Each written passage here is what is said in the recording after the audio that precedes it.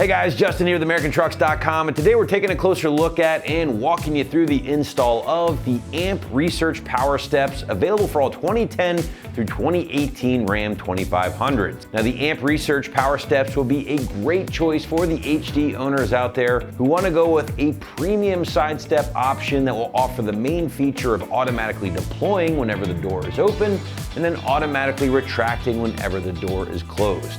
Now, this is just going to make for a much cleaner appearance when installed, also help increase your ground clearance at the same time. Now, the made in the USA AMP steps here will be a very stout option supporting upwards of 600 pounds per side, and will be backed by a pretty solid warranty, all for the $1,600 to $1,700 price point. So when getting into the long list of features with the power steps from AMP, I think the biggest is the fact that they are an auto extending step, again, when the door opens, but also automatically retract when the door is closed. Not only does that drop that step automatically, but it's also going to drop it significantly lower than a traditional running board or even a set of drop steps. Now, this is just going to make getting into and out of your stock or lifted HD a much easier task. Now, a secondary feature for the boards is that when not in use, they tuck up against the lower rocker of the cab, and it just really gives the truck a much cleaner appearance overall, as if there was no step installed whatsoever. Now, before we get into construction, a couple of other cool things to point out here with the AMP steps. First and foremost, they do feature what is called anti-pinch technology. Basically, this is going to stop the steps from closing if they detect any pressure at all. Now, as a family man, I can attest this is a great feature to have for you and the family, making sure that the little ones are going to be safe when entering or, of course, exiting the vehicle. Other small details here include 4 high-powered LED lights that are going to install underneath the cab of your HD, and those will help not only illuminate the step itself, but also the ground, kind of serving as a puddle light in the process. Final feature would be the fact that these steps have been the industry standard in the land of power boards, even supplying a lot of the OEs with their power boards. Again, near perfect rating on the site really does back that up. So if you're looking for something that's been around a while, you know it's tried, you know it's true, you really can't go wrong when checking out the AMP options. All right, moving into build and construction from the USA made steps here, and the steps themselves, the physical steps which are on the table, these are made from a durable and lightweight black anodized aluminum. Personally, I really like the black because, again, it just kind of helps them disappear visually underneath the truck when tucked up and out of the way. But if you do have a chrome package truck, wanting to jazz things up a little bit, AMP Research does actually sell an optional stainless steel trim kit that will just make these things pop a bit. Now, the steps themselves, 6 inches in width from tip to tip, and they have a very grippy surface. To me, it kind of feels like grip tape on a skateboard, so that's certainly going to help make sure these aren't going to be slipping and sliding on you on those wet or snowy days. Now, aside from the 6 inches of width and a lot of footing, guys, these things can support upwards of 600 pounds per side, which is up there with some of the highest capacity in the category. Sticking with construction a little bit longer here and talking about some of the smaller parts here, well, the moving parts, AMP utilizes some very quality stuff, basically to ensure these boards operate as intended for many, many years to come. Now, this does include things like the stainless steel hinge points and maintenance-free self-lubricating bushings, keeping things moving noise-free again for many years. Now, AMP does also utilize waterproof OEM quality electric motors and drive systems. Now, the boards, again, everything really for that matter, is built in the USA, and they do carry a 5-year or 60,000-mile warranty if you should ever encounter an issue. Our price point for the AMP Power Steps will live in that $1,600 to $1,700 range, which, yes, is pricey for a traditional fixed step, but not so much for the powered options, as the AMPs will be in the same ballpark as the e-boards from Rough Country, along with some Action Track boards and some other relative newcomers to the powered step category. All All right, last but not least, guys, let's shift gears and talk more about the installation. And honestly, as far as side steps go, the amp options will be a bit more involved just due to the wiring and of course the lights. But if you choose to use the OBD2 method, where you basically just plug these guys into your OBD2 port, it is essentially a plug and play job. Regardless, the site is gonna call this a 2 out of 3 wrenches on the difficulty meter, and I would say 3 hours at least to complete from start to finish. But now to give you a better idea of how this one might go down in the garage or driveway at home, let's throw it out to the shop for our detailed walkthrough and tool breakdown. Tools required for this install include a drill, an impact, a ratchet, an adapter if necessary, T25 Torx bit, 3/16 and 4mm Allen sockets, 10 and 13mm sockets, 13 and 15mm wrenches, a drill bit kit, angle cutters, wire strippers and crimpers, pliers, a tape measure, a marker, and for the way we installed ours, male spade connectors and T-taps. Also not shown here is a center punch and a rivet tool. What's up folks? Today we're gonna be doing some power side steps on our Ram, so let's get started. All right guys, so the first thing we need to do is to get underneath the truck and install our reinforcement plates and our riv nuts behind the rocker panels for mounting our brackets for our steps themselves. Now, we are not going to be drilling ours into place, but we'll walk you through step by step how you should be doing it at home, and we'll show you what it should look like. All right, so now we're underneath the truck behind the rocker panels, and you're going to come to the front and the rear of the truck. You'll see these sections that have hex mounting sections, as well as an oval and 2 circles. Now, you will also notice if your truck is pretty aged like ours, this spot tends to get a little rusty, so now would be a good time to clean this up and put some rust preventative paint on it. Once you've got that done, you're gonna grab your supplied reinforcement plate. You'll see it's got a little hook at the top.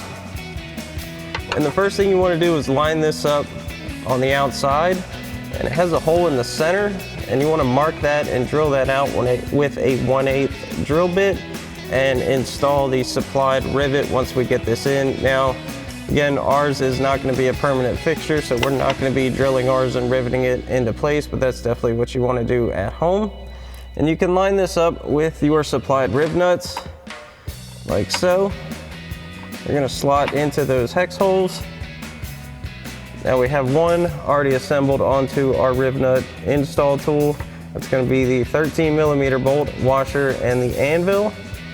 So you want to get that fully assembled like so. Once you have this back behind here, you can tie a piece of string or something if you need to and send it behind. The outside honestly works just as well. We'll set that in place. Then we're gonna grab a 13mm socket on either a ratchet or an impact. We're gonna tighten these down. Now once you have your first one in place, you can install your second riv nut. And once again, you want that anvil with the little circular end at the bottom facing into the riv nut. And then your washer and your 13mm bolt. And we'll tighten this down. Now if you need to, you can grab a hold of the anvil with a 15mm wrench. Kind of hold that in place. That's going to flare out your riv nut and set it in place. And once you have these in, you can repeat the same process for your rear mount. So once we have these plates installed, the next thing you're going to have to do is grab your supplied stencil for marking out your holes for your pinch welds. Now, again, you'll notice we already have holes drilled in ours from previous installs, so we will not need to drill ours. But what you're going to do is grab your stencil, and these upper openings are going to line up with the bolt holes for the riv nuts we just installed. Then we're going to follow our body lines around the pinch weld like so. And you can apply tape to this if you need that to help you hold it in place. And you're going to come around to the front. Now to show you, these will have indicated which holes are for which section of the vehicle, front or back. So we're at the front, so you'll need to line up the 2 front center marks. And then you'll want to center punch those and drill those out with the recommended bits so we can have our mounting holes here. And you'll want to do that for the front and rear of your vehicle. So once you've got everything drilled out, we can go ahead and mount our drive linkage up front and our trail linkage in the rear. Now for the front, we're going to use our 2 supplied 13mm bolts and flat washers. We're going to thread those into our riv nuts. Now you don't want to go all the way down. You want to leave enough room for these brackets to slide on. Right there. And for the front, you can do both. For the rear, you're just going to do the rearmost bolt. And you want to make sure this flat washer stays flush with the bolt head to allow your linkage to go on. And we're going to have our linkage bracket in the retracted position. And these 2 open slots are going to be what slide over these bolts. Get this in position. You may need to adjust your bolts to allow for them to get on there. And once we have these loosely in place, we'll get our pinch weld mounting bolts on as well. Now we're going to line up our forward mounting holes to our pinch weld holes. We're going to grab our supplied Torx head screws with flat washers, get these installed to our brackets.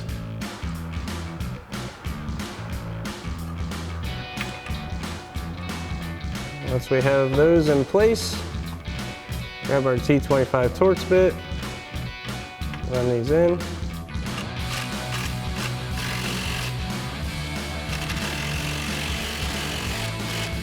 Now that we have these Torx screws tightened down, we can come back to our 13mm bolts, and we're going to need an open-end 13mm wrench to tighten these bolts down fully. Go straight up from the bottom.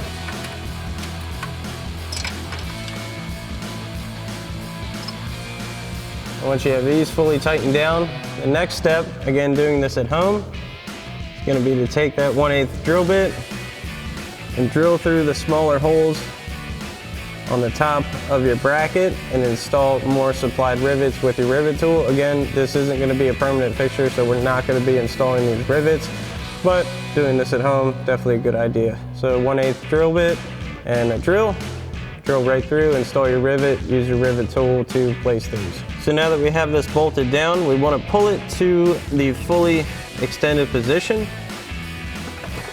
and we're going to install our motor, so the gear drive on the back side. We're going to line these 3 bolt holes up. You may have to work this gear a little bit, get that to go into place. Once you have that in position, you grab your 3 provided 4mm Allen screws, get those in. Also have flat washers as well.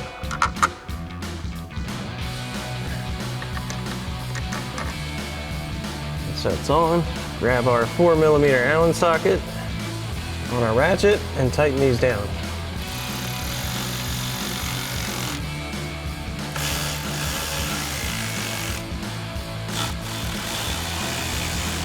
Now you can repeat this entire process minus the motor installation for your rear brackets. All right, so once all of your brackets are installed underneath, front and rear, and for both sides, we can move into the engine bay to begin installing our wiring.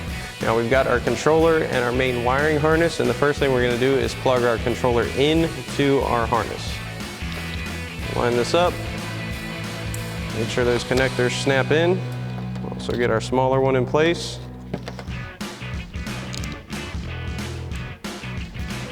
Now there's no specific way to mount this controller. We're going to tuck ours behind our battery. You can feel free to secure this or tuck it however you'd like.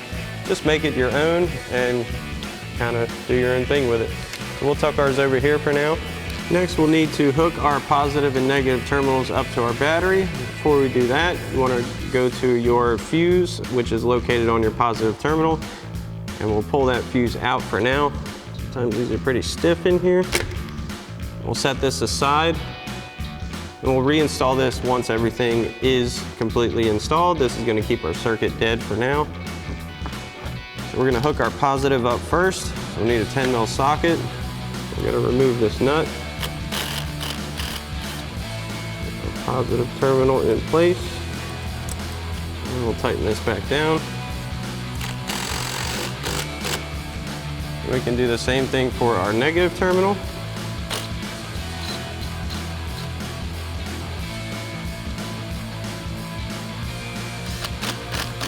Next, we're going to come to our main junction box and fuse panel. First thing we're going to do is open the cover. That's just these two tabs. We'll pop this open. We're going to remove this main wire. We're going to need our 13 mil socket.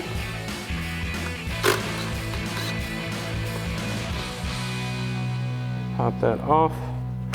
Remove this wire. Once we have that off, we'll close the lid. Then we're going to pull the entire panel out. So it's got 4 of these tabs. You want to do 2 at a time. Kind of get it up. Pop the other side. You can pull this out. You want to be careful when pulling this up. We're going to need to access the bottom side of it. Now once we have our harness hooked up to the battery, we're going to need to send our signal wires into the cab through the firewall. Now there's a couple options you have to get through the firewall pretty easily. You have a larger grommet for a harness here. There is also another grommet down lower that's a little bit easier to get these through. So ours has already been popped a little bit. So we're just going to push our wiring through there into the cab. Now if you find it difficult, you can tape the ends of all the wires together. You should just be able to push this through pretty easily. You want to feed that a good bit through to the cab.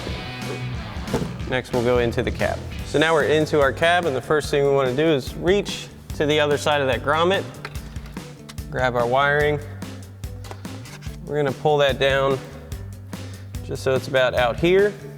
Then to get to the wires we need to access, we're going to pull this kick panel, the upper and lower portion, it's all one piece. So we'll pop that off and that'll expose the wiring we need to access. So now to get our kick panel off, we're going to grab it at the rear section where it separates and just pop it up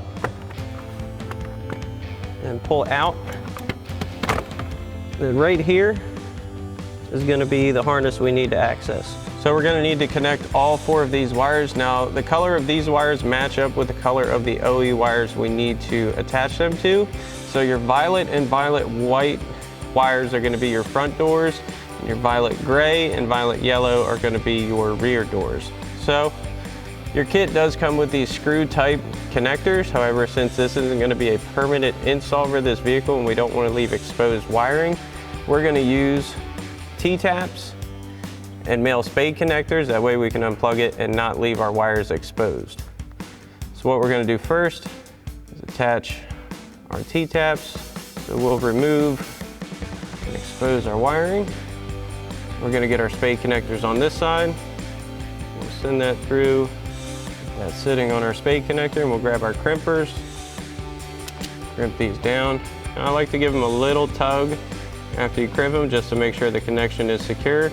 And you're going to repeat that for all 4 of your wiring, unless using the screw type included connectors. And next we're going to add our T-tap onto our violet wire first. Now this is going to sit in a saddle like this. Make sure that's in there. And close the clamp around it. Now to make the most secure connection, I like to grab a pair of pliers, very lightly clamp down on this. As you can see, sometimes it's a little tough to get these secured.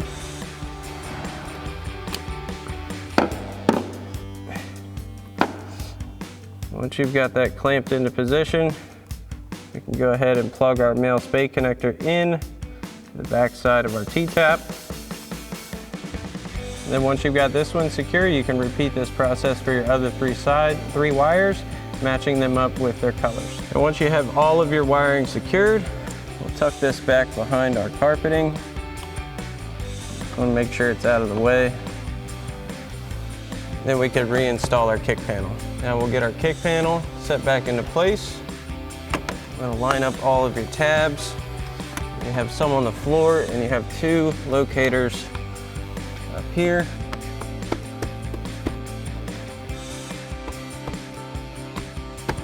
Next, we can route the portion of our harness that goes to our brackets.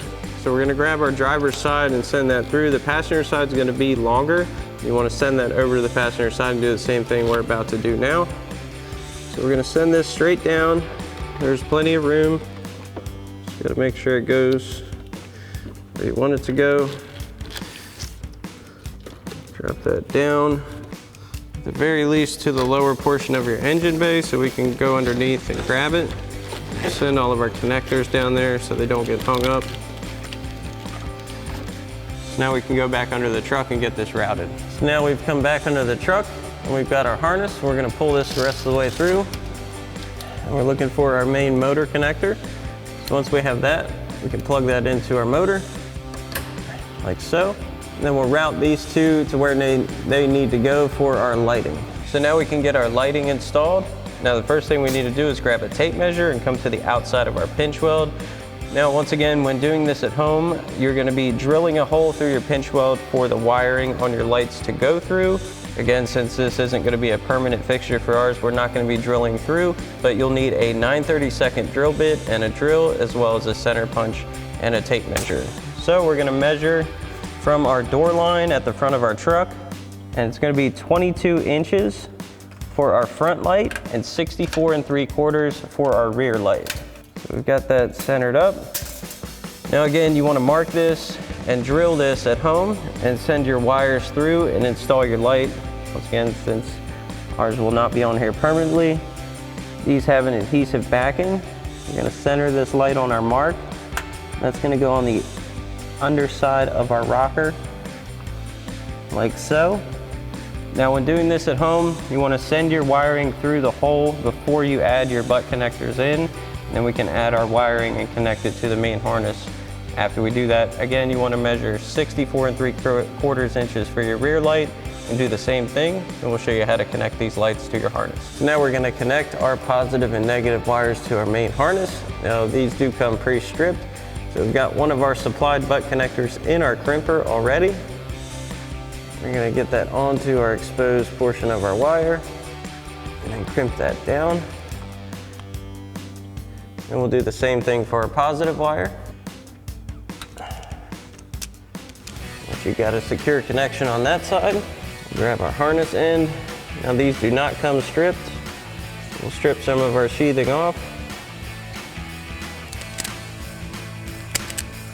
Same thing for our other wire. Make sure these are nice and straight. You don't want any straggling strands of wire. We're going to hook the red to the red and the black to the black.